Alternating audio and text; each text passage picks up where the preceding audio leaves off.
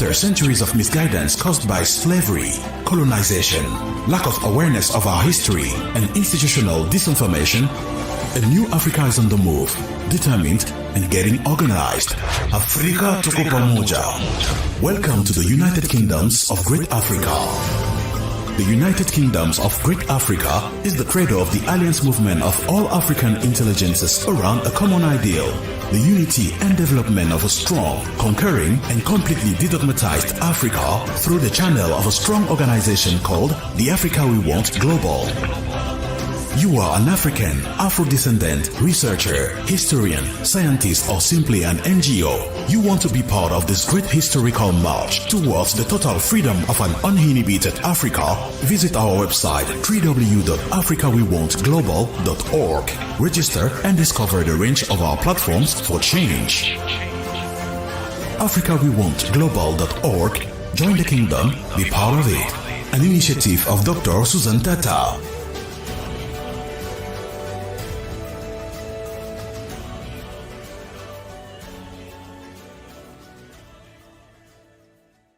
Welcome to our brand new series where we will be thinking together. And I would want to state right on top of the program why am I deciding to take this route in terms of our thinking. Many of us no longer have knowledge about our history, our heritage, and our traditions. Many of us have now become indoctrinated with Christianity, Islam, and some have even gone on to Zoroastrianism and Buddhism and other faiths that are out there. So this for me becomes a very, very important conversation as it begins to work with us from what we know to what we don't know. We want to work on the bridge of information between our African spirituality and also our biblical teaching, as many of us, even after learning Africanism, we still go back to become practicing Christians. So I would want to say we're not enemies. We are children of the same mother, and we cannot ignore the Christian community. We cannot ignore the Islamic community. But the agenda for the African children must be spoken in unison, because until and unless we do that, Christianity and Islam remain the basis of war in Africa. Because then, as people believe, then they behave.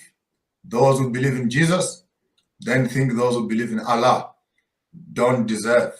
And those who believe in Allah think those who believe in Jesus don't deserve. Therefore, we cannot undermine right on the onset that religion divides us, spirituality unites us.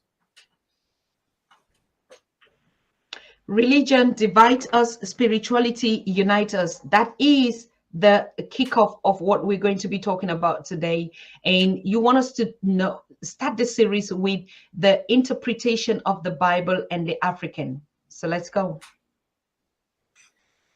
The sacred literature, as we have come to name it as the Bible, and many of us would know. I wish I could have the link quickly on my WhatsApp, then I can look it up before I get myself immersed. Right. So we firstly, our honorable Hotep Anti-Diop did an astounding work with proving that Africa is in Africa, and that Egypt is in Africa.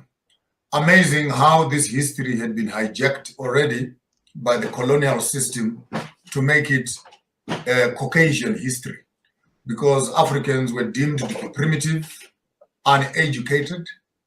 Our history does not go beyond the arrival of the missionaries and the starting of the slave trade, which is only a history which would then make the African only be alive for the past 400 years, if not 500 years. But immediately you get into the archaeological studies, you get into studying the great Zimbabwe history, you study the great Kemetic history, the pyramids of Giza, you move over into the temples of Ethiopia, the clock of mankind, that is in Mpumalanga here, cradle of mankind, that is in southern hemisphere in South Africa here, the oldest bones that are on the face of the earth. They are not 400 years old. They are thousands of years old. Some of them are millions of years old. What does that say, therefore? It says that these people that you are talking about, in as much as you want to look at them now as primitive, as uneducated, as barbaric, you want to respect that their history is written in stone. And because it's written in stone, it needs us time, therefore, to go back and find out what were we before colonialism came. What were we before oppression came? We're not lying. Having said that, then we move one step backwards to say all the top religions of the world, which I will term for the purpose of this conversation, Abrahamic faiths. Abrahamic faiths. That includes Islam, that includes Christianity, that includes Judaism.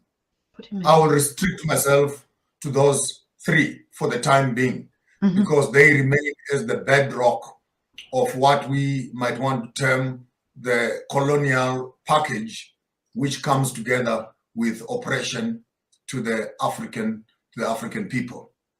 These three religions, which is Islam, Christianity, and Judaism, all of them have a single source, which they want to call an Abraham source.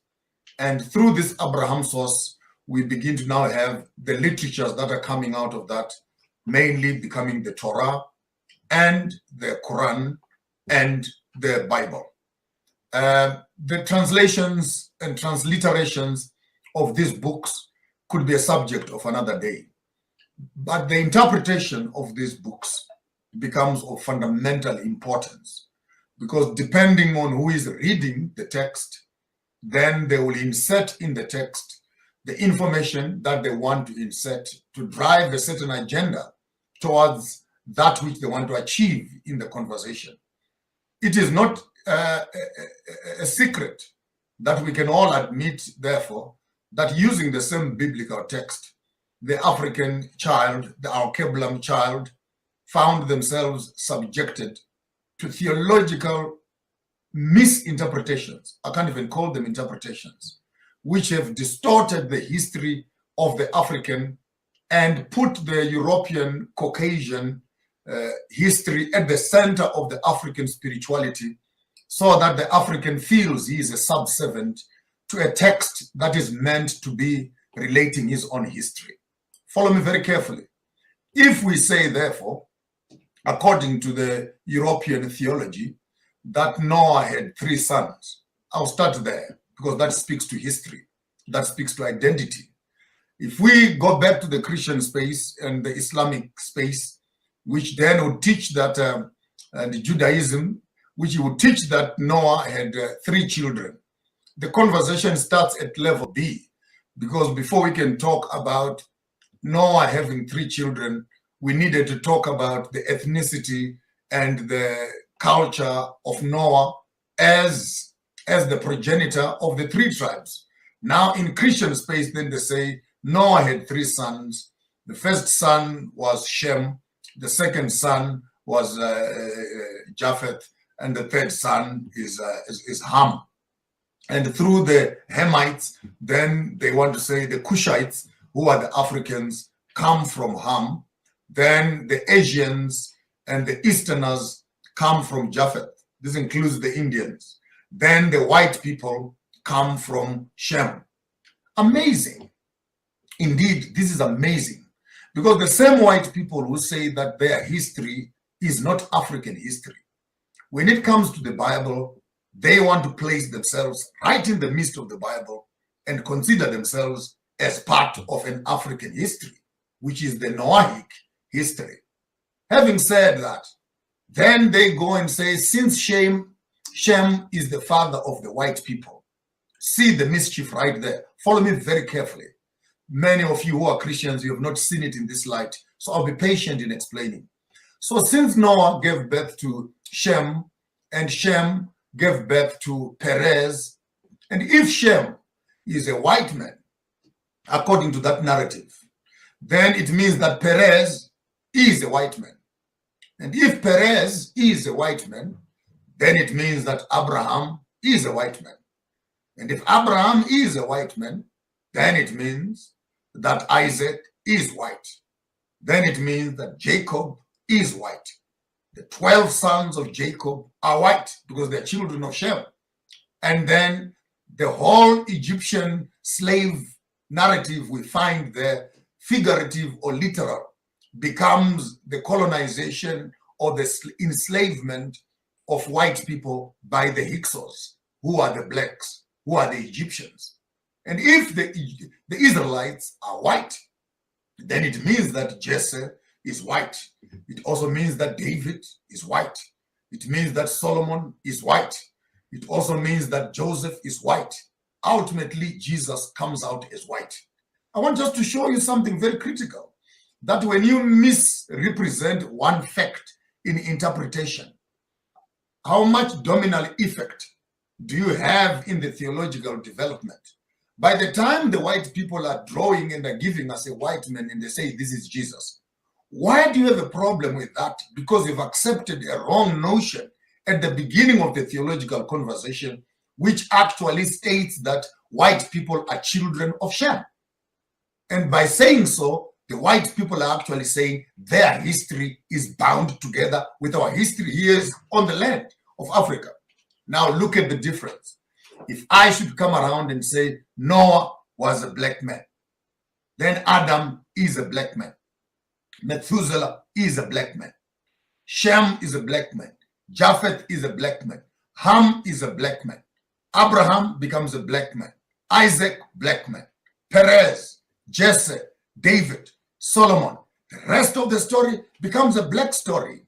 And as such, when we begin to understand that this narrative we're discussing of an African text, which happens here in Africa on the river Niles, on the plains of Africa, and it is shipped into Israel, where it becomes Judaism under the Torah, then moved from Judaism into the Catholic churches, where it becomes Romanism, gets into Ethiopia, where it becomes Orthodox, moves into Britain, where it becomes Anglicans and Reformation theology, moves into Germany under the Gutenbergs, where the Lutherans and etc. Martin Luther begins the Reformation there under the Lutheran Church. Then it is shipped over into America, where it becomes Gassolalia and Pentecostalism and charismatic churches. Then around 1901, 1902, when the gospel is coming back to Africa now as missionary gospel, you are looking at a translation of an African text into a Jewish text, into an Ethiopian text, into a Roman text, into a British text, quote unquote, because that's where the King James Version is coming from. Then from the King James Version, the translation of that by the Gutenbergs and the Martin Luther creates for us now the European missionary ideology, which moves into America, into Pentecostalism and charismatic movement, later on shipped back into Africa now as what they call Christianity. But right now, what they call Christianity has 37,000 churches. 37,000 churches standing strong.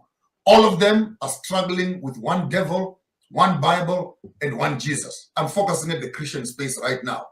So that ultimately, when you look at translation, it is not just a matter of reading the text. We do this so that as African children, we can stop pontificating and glorifying white theology, which relegates, which abuses, which insults black color, which insults black people, and imposes white people as superior to the black nation. And as such, you find that Christianity, when it is taught from that perspective, it always makes a white man a relative of Jesus. And it makes an African man a barbarian, it makes him a pagan, and it makes him a heathen. Whereas it is not so. The only time when the Bible actually speaks of the word heathens, it's actually speaking to the Romans, who were actually the Europeans, who crucified Yeshua in the New Testament. So how can we sit around and we glorify the reading of a text which oppresses us? when it says slaves obey your masters. Well, it's nice to read that verse. Slaves obey your masters. But it depends who is reading it. If I'm reading it as a black man and the passage is saying slaves obey your masters, who is my master?